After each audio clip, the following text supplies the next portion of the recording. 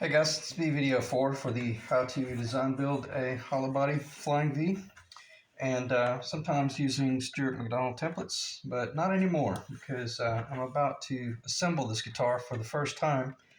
And this is going to be a fairly short video because the only thing I've really done since the last video is install the frets, and I got all them in today. And so I'll spend a little bit of time talking about that.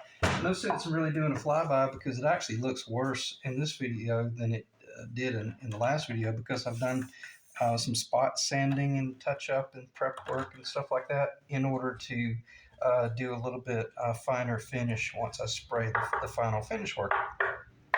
And so anyway, on that note, this is kind of what they look like when you're doing your fret work, because you're wanting to make certain that you really protect all of your edges and corners, especially if you have whether you have binding on the headstock or not, you want to make certain that you protect it with a real heavy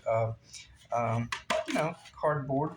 And then most importantly, well, no, actually just as important as that, we should say, would be how do you protect your body binding or your body right here as you're getting ready to come across this with the, I left them off the table. I left all the files off the table because I didn't want to start talking about this, but I guess I will a little bit. But if you start coming in here with large coarse files to do all this trim work after you've installed your frets, the last thing you want to do is make contact with anything other than frets. So typically what I do is come in with an old scraper, and I take some masking tape and I masking tape that off, and then that way I can do all of my rough work. And then even if I I won't slip because I'll be able to then rely on just making a little bit of contact there and not damaging the body. So just read between the lines. That's a real simple way to do that. So let's do this. Okay, and also let me talk about the order of operations here as far as doing fret work. Okay, you've already got your mother of pearl in, obviously, and you've already got your fretboard shaped to the radius that you want. This is a 12-inch radius, is what I always use. And so you've got all your initial sanding work done, and then I even took it up to like 1500 grit, just really, really slippery. And then I came in and did my Danish oil sealing. That was like a week ago. And then I'll just saturated it and kept it soaked, and then wiped it clean, and then did all the nice buff work. So here it was. I had this fretboard that was ready to receive frets. And then when you get ready to install your frets, you could either epoxy them in, or you could just go ahead and install them, and then come in with your CA glue, the real thin CA glue, and then you'll need some sort of tip to control it. I don't know if you can see that. This is like a syringe. This is actually a syringe tip that you use to refill printer cartridges. They work extremely well.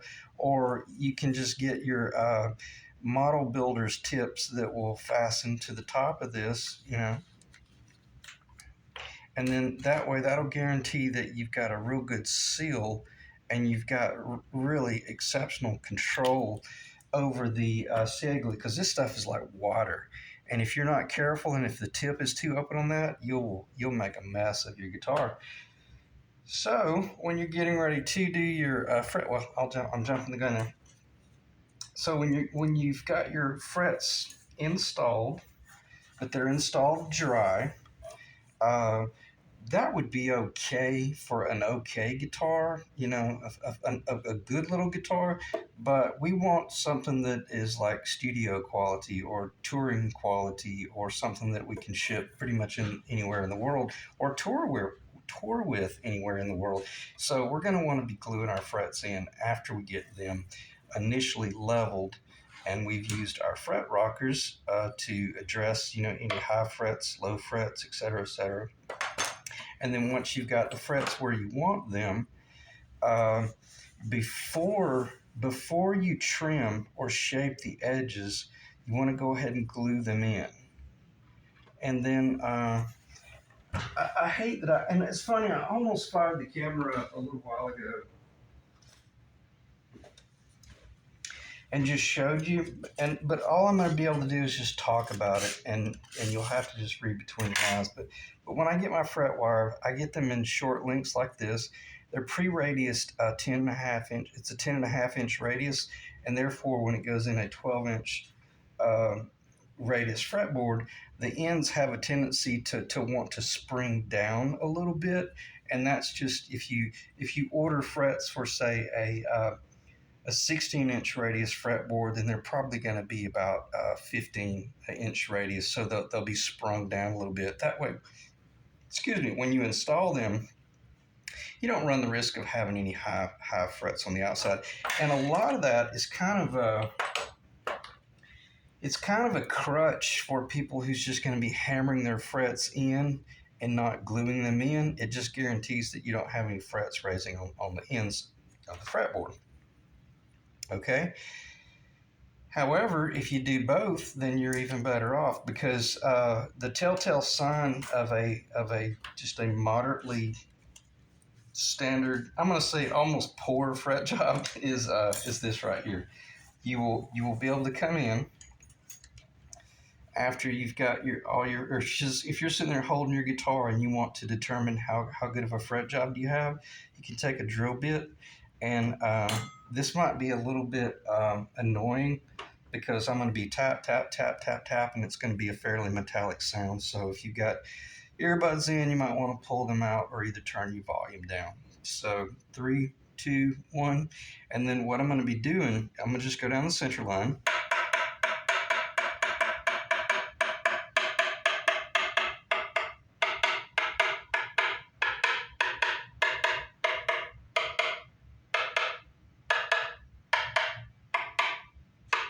Okay, nice metallic sound. And that you should have that regardless of whether they are glued in or not. But if you're tapping along and you've got this real metallic tap, tap, tap, and all of a sudden you hit one that's real has a thud to it, that is a sprung fret or a loose fret, or it's just a poorly installed fret, and you're going to want to get that one under control. But when you're doing really high quality fret work, you want it to be as metallic sounding anywhere on the fret as it is in the middle. So, and typically what you're going to run into, if you just hammer your frets into a fretboard, and especially if you did not cut them with an actual fret saw that you bought from the supply company where you buy your frets, that ought to pretty much guarantee, and that's exactly what it is. This is my Jescar fret saw. I buy these. This is made in America. It's a dovetail saw. But if I use that saw to cut my fret slot, and then I use their fret wire, then they've already engineered all of the stuff that I might be guessing at or trying to fight. So it guarantees that even if I didn't glue them in, I would probably get a pretty good fret job. But once I get all of my frets in, and I've kind of tweaked a few, maybe one got a little bit low and I raised it, or maybe one got a little bit high and I maybe did a little bit of trickery work, I call it, to get it under control, and then reinstall it. But if it's still just a little bit high, I don't freak out and panic it. And when I say just a little bit high, you can assess it with your fret rocker if there's just a little bit of tip, tip, tip.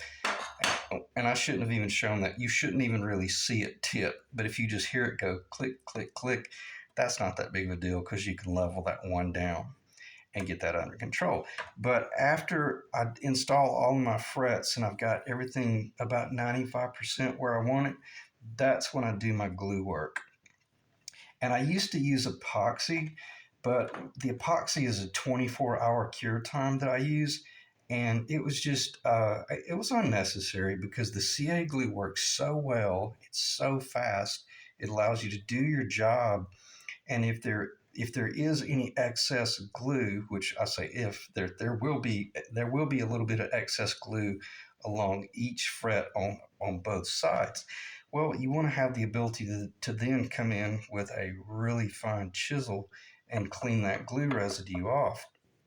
And to give you an idea, how long does it take for me to do the frets? It took me about 6 hours to do this fret job. So most of the day from the fresh start. But as I kind of jumped ahead a little bit, and I did bring up the fact that I wanted to make certain that this wood was sealed with my oils and whatnot, my Danish oil. But the great thing about the Danish oil, it will actually dry. And it's still porous, but it will actually dry. It doesn't just stay wet and soppy. So even if a little bit of that Danish oil soaked into the wood, which it did, and it got over to the grain, to the fret slot, it's still a dry enough slot a week later that I could still glue my frets in. If you just came across this with like lemon oil and loaded it down with lemon oil, you might have pretty much ruined your job, because now you're not going to be able to get your frets to glue in, because all of your wood is saturated with uh, like a linseed oil. I think you can use a boiled linseed oil, and eventually it will dry. But most of your oils, they won't dry. But that's why I like the Danish oil, because it will actually dry, and it has a real sweet, soft, you know, finish once to it as well. But after that's dried for like a week or so, and this is not, you couldn't do that. You couldn't do that Danish oil job and then come in the next day and do your frets. You would need to wait at least about a week to a week and a half for all that to truly dry.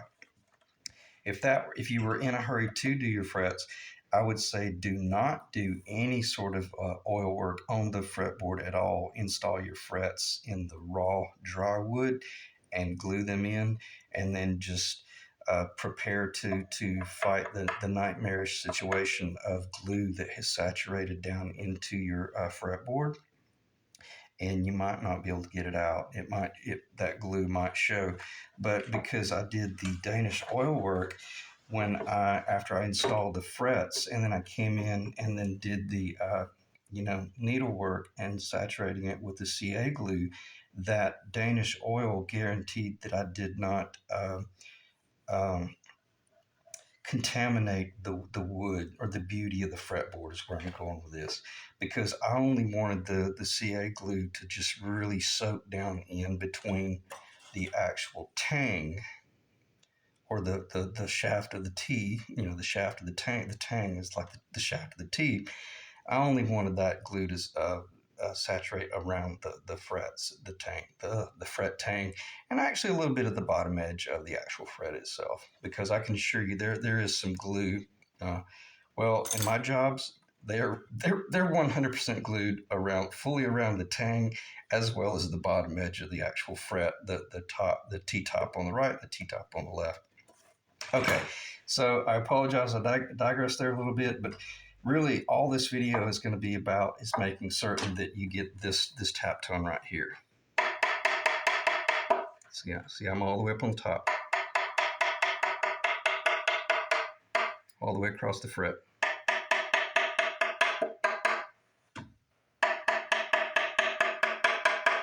Let's see if I'm even up.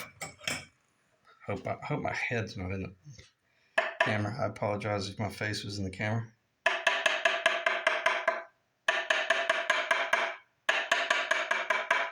We're going to come back to these three. We'll talk about them in a minute.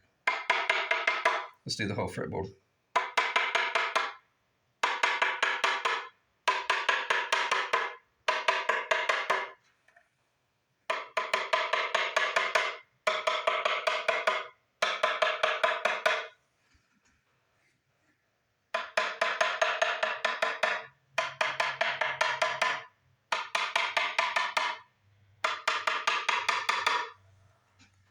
Okay. These three up here are going to have a little bit of an artificial thudding sound, because the fretboard currently is cantilevering over the body. See, you only have the tenon that it's supporting, and so in the tenon it's going to sound great. But once I get out to this very edge on here, it's going to have just a little bit of a thud to it, because the fretboard's not glued down out here. I have not inserted my fillets on the side to solidify them in. So let's see what it sounds like. The middle.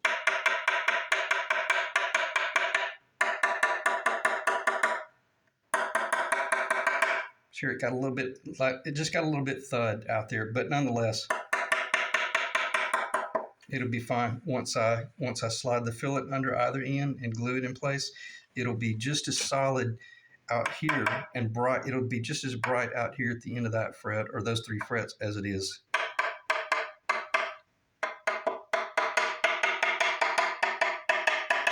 Okay. Now, what does that equate to? Tone, tone, tone. That is the best tone you can achieve with your fretboard. And if you whatever tone you achieve in that guitar, that's going to be the optimum tone that you could have gotten out of that guitar. But if you built this phenomenal guitar with all this real cool hollow body, chambered body, and maybe you came in and did tone braces and you tuned the top and all that jazz, but then you did a poor job installing your frets, you're going to lose an enormous percentage of the tone in certain spots of the fretboard. It might sound good as you're fretting down the middle, but then anything you try to do like bass work up on the top or treble work of melodic lines up on the top or the bottom, you won't know why you've got dead spots in your fretboard, and it's because you didn't do a good job gluing your frets in. Okay. It's not what you see, it's what you don't see that counts when it comes to building, a truly high quality guitar. So let me get a drink of water. I'll pause and get a drink of water, and I'll be right back.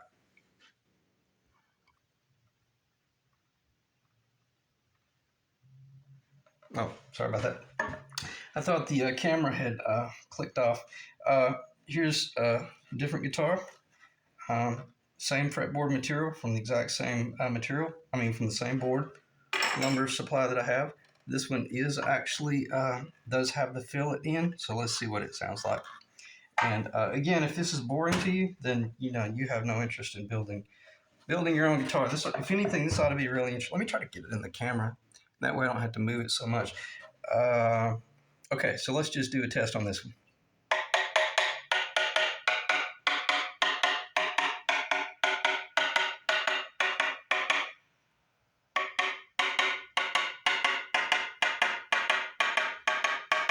Right down the middle, sounds great. Oh, hang on, I got a box over here. It's driving me crazy.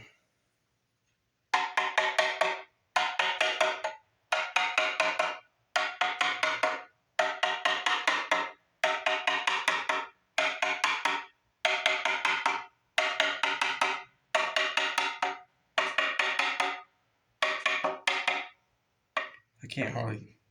I'm having to hold it.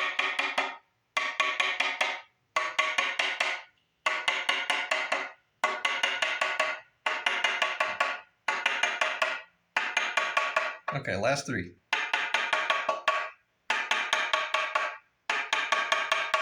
See how good they sounded? They sounded just as good as all the others. Okay, so those guitars actually, even though they're light as a feather, they do get heavy when you're holding them with one hand.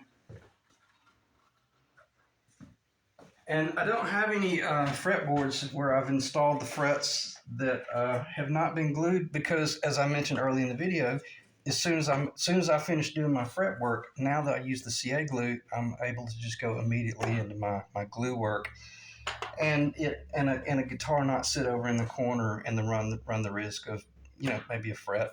They're not going to spring, but they could spring on you. But nonetheless, I just don't have any to give you a sample of what the thud sounds like. But just take a drill bit, and if you want to, just push your strings apart and tap on your fretboard. If you're feeling like you've got some dead spots, then make the determination of if you're qualified to jet glue them up yourself or CA glue them up yourself, or then at least then if you go to your local guitar repair shop, you'll sound like you really know what you're talking about when you say, hey, can you glue my frets in? What would you charge me? And because you can show them, hey, see, I got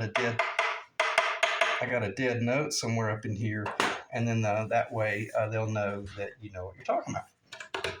And if anything, they ought to be willing to, give you a fair deal because you've kind of located what it is that you think might be the problem with your guitar.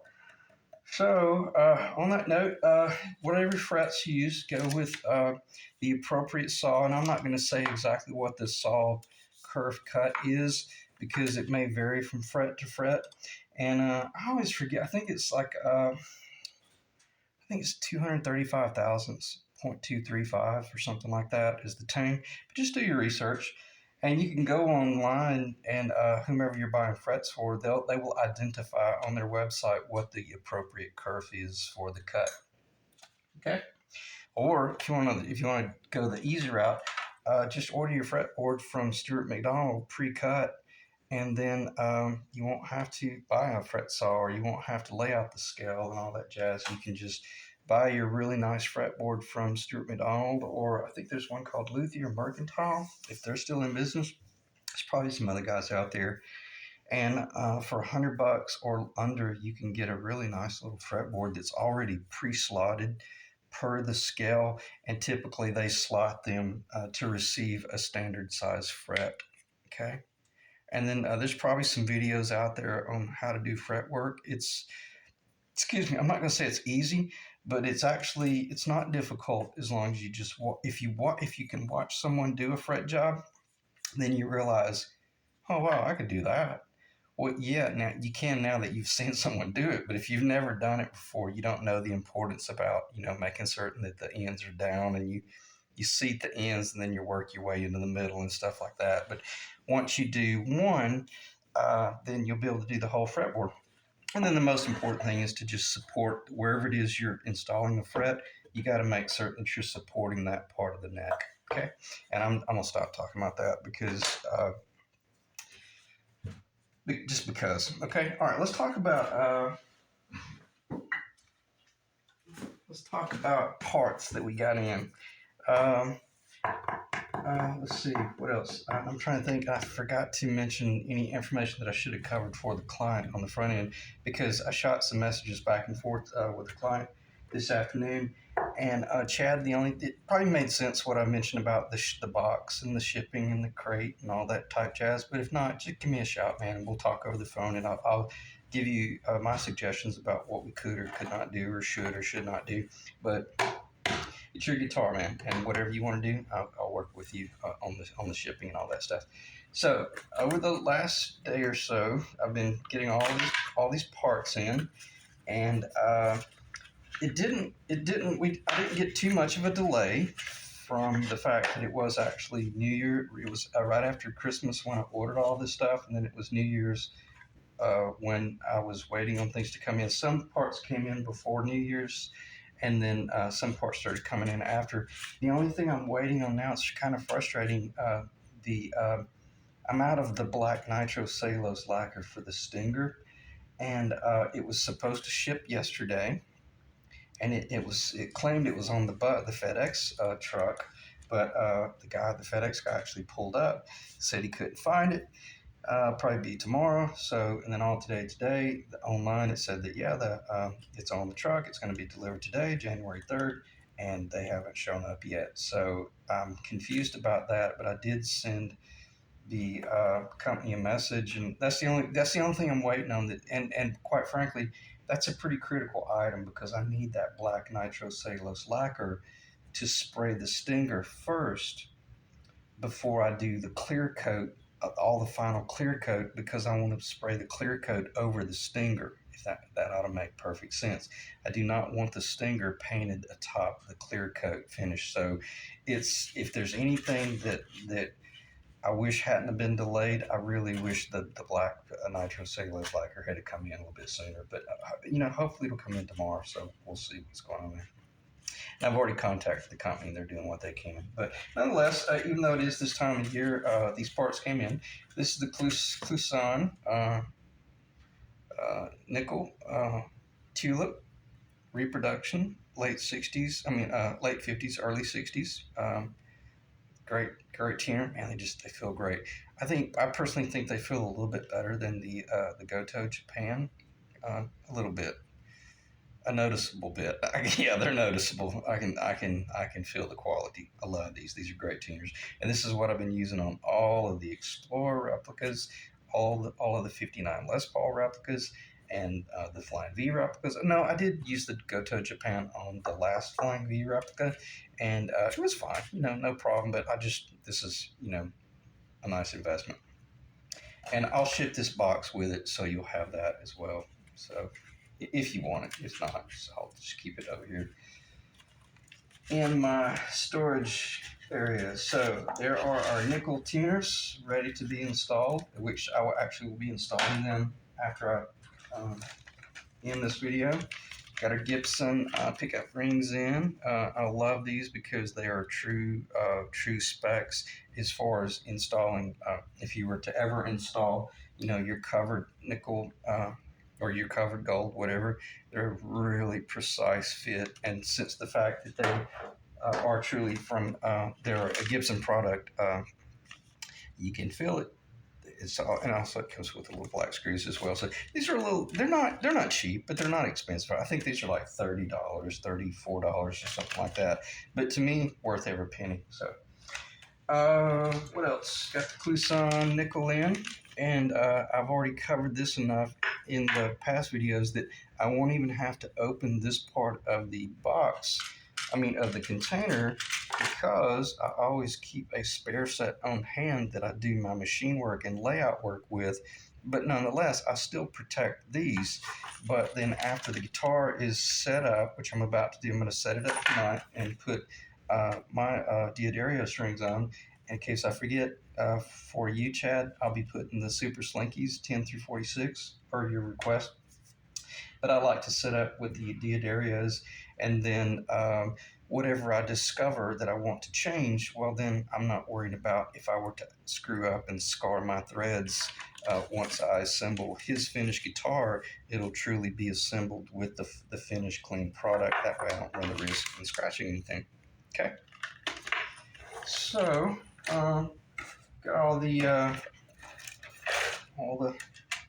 vintage wiring and all the potentiometers in. I don't want to open this box, but I'll see if I can slide it out to the side and show you. See, here is the, oh, yeah, I can open it. It's right there on the edge. This will be a little bit of interesting conversation. CTS short frame, CTS L-type, Flying V with a pick guard, SG, maybe some others. This typically works great for hollow body, short body guitars, narrow body guitars, possibly that are hollow. But the main reason I like this is because, see, this frame is obviously perpendicular to this line. It's a 90-degree cut there. But if I were to install, see, the idea, I like to toggle along this line right here. On the Flying V, the horn goes down on about a 60-degree angle. It's actually kind of perfect. You're not toggling straight up and straight down. But if I had have gone with the L-type frame switch cuff three-way on this guitar, I would have had to have machined it like this, and I would have gotten dangerously close to my ABR 1 stud location. And my top is I think it's 9/16 of an inch thick, if not a half inch thick. I know it's at least a half inch thick. I didn't want to have to machine out all of my top just to receive that, that right there.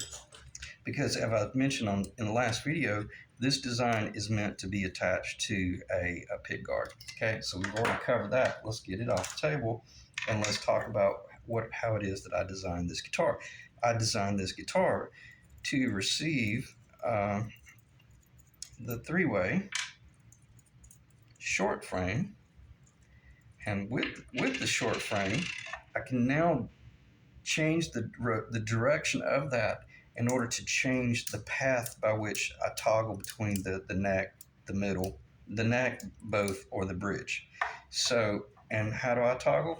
Well, I want to toggle along that line right there. So that's exactly how I will be installing my frame, except I'll be installing it 180 degrees in this direction so that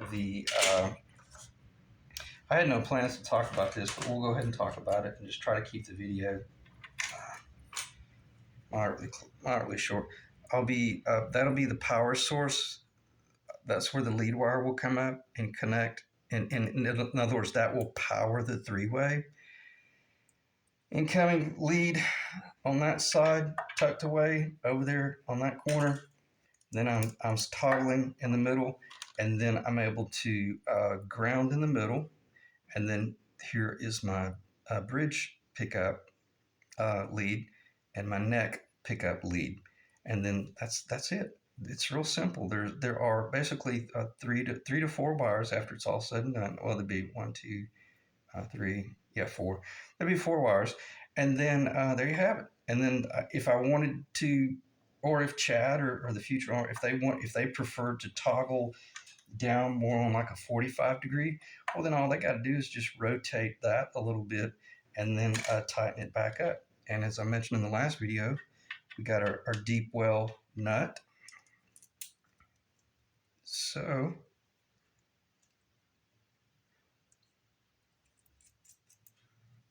you can go through a pretty substantial top thickness right there with the short frame.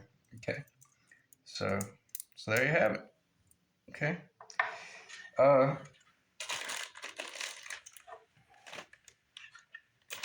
right, put that in so I don't lose it. And then, well, I didn't mention that. I'm not gonna pull these out and talk about them because I'll just cover it in the next video because I will have done the wiring harness by then. I'll be doing the wiring harness tomorrow. Is where I'm going with this. But these are the short shaft, intentionally designed for this body, and then that'll be the wiring harness. So let me check the time, and then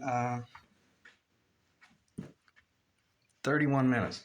Man, it would be awesome if I could get out in under 35 minutes in one video. I haven't done that in quite a while. So let me look at the table and think about what it is I should talk about.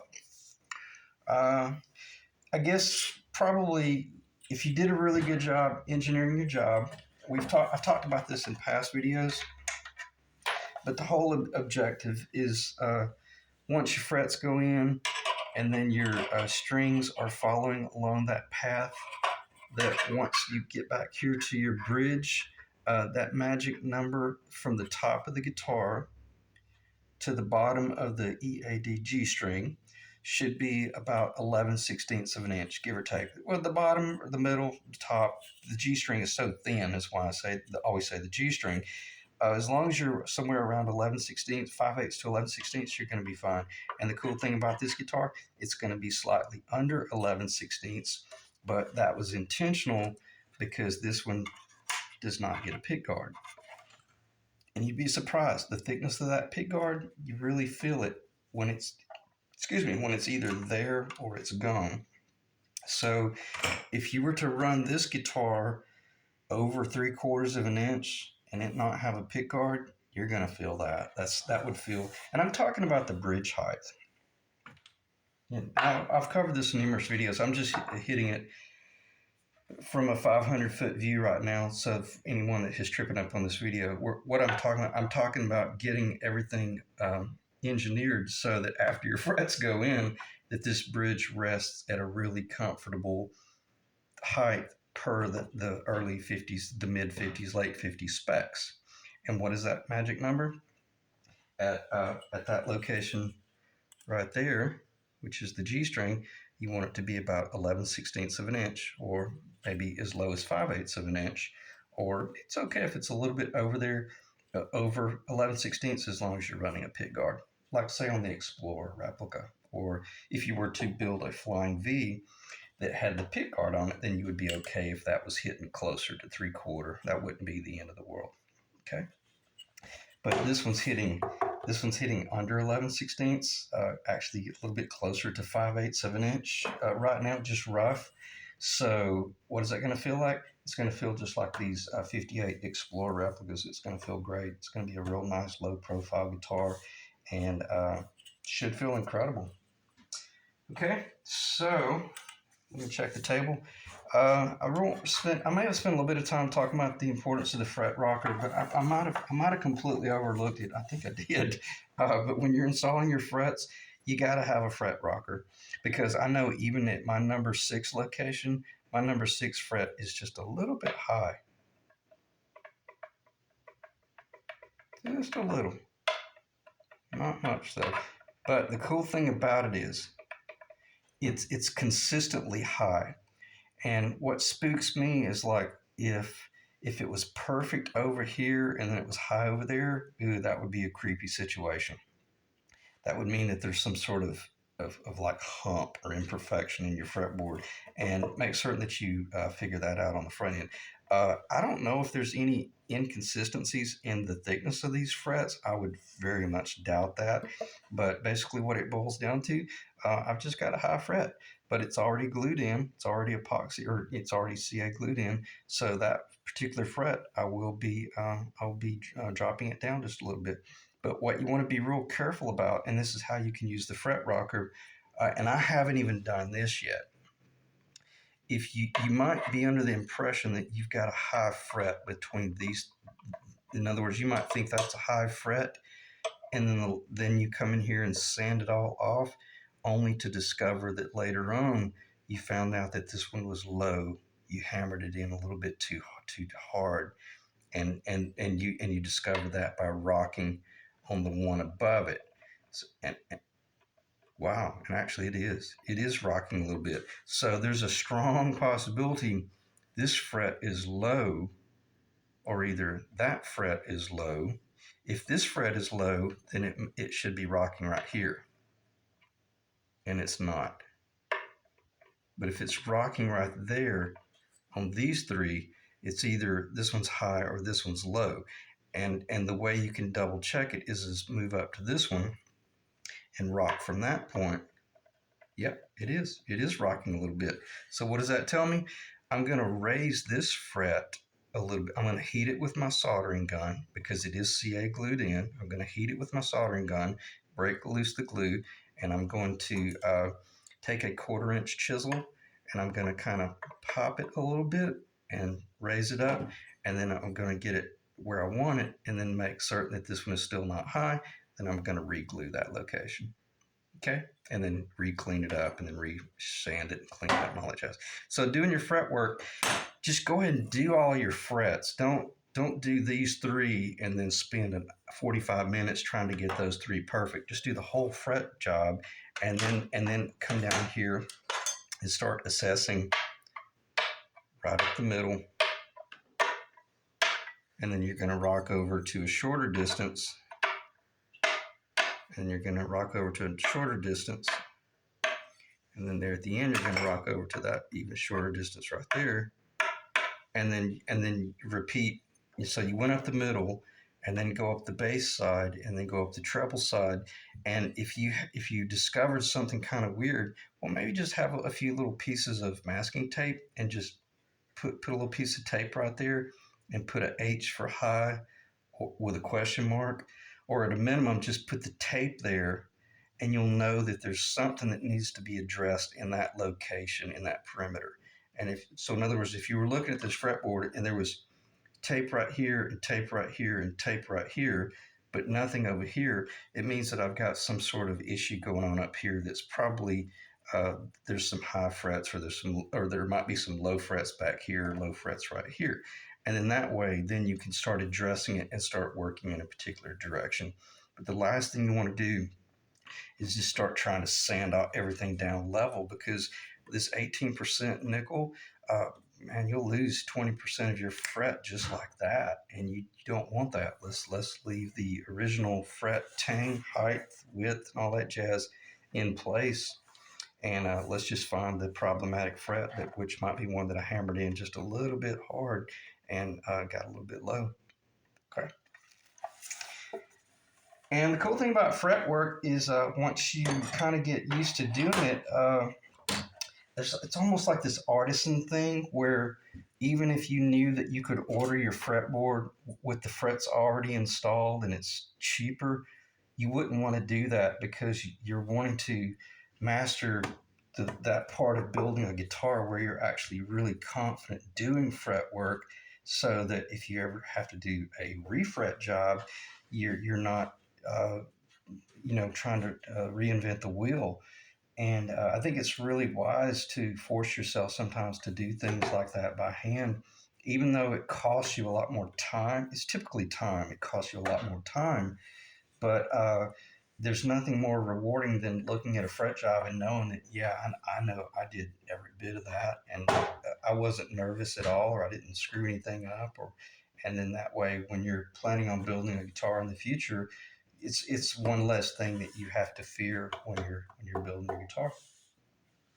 All right, I don't really think there's anything else to talk about, and I don't want to just start rambling from a theoretical standpoint. So I will end the video there, and I appreciate you guys dropping in. And the next time you see the guitar, I will have strung it up, played it, set it, found the low frets, found the high frets, got those leveled. Then I'll be coming in with masking tape and taping all that off and polishing the frets and taking them up to 1500 grit wet, and then really getting them to a mirror reflection, because to me, the fret job is everything. The only thing I didn't talk about, oh, I so apologize, when I was doing my fretboard work, I've already rolled this. Let me check the time. 40 minutes. Crap. I should have stopped talking before I discovered it. But now this would be a good continuation. See, I've already rolled this fretboard into the actual frets and into the lower as well. And you can tell by looking at how the wood is kind of bright and shiny. See below it, it's real dark. Well, that's where it had the oil, the Danish oil. But and you see over here where it's kind of fairly, it's a little bit dark up here, but it's fairly fresh where I sanded it. That is because I've completely rolled it into that lower. And what does it feel like? It feels like a jazz guitar. It feels incredible. It feels like heaven, man. It's awesome. So just know that it was done, and I'll cover that a little bit in the future video. But nonetheless, as I'd mentioned in numerous past videos, I want to build a guitar that feels incredible first, and then I want it to look really good. And this one feels amazing. Okay. All right. So I appreciate you guys dropping in, and hopefully the next time I may have it strung up, and we'll do a little bit of acoustic sampling, and we'll go from there. But no acoustic sampling in this video, because I've still got a good ways to go.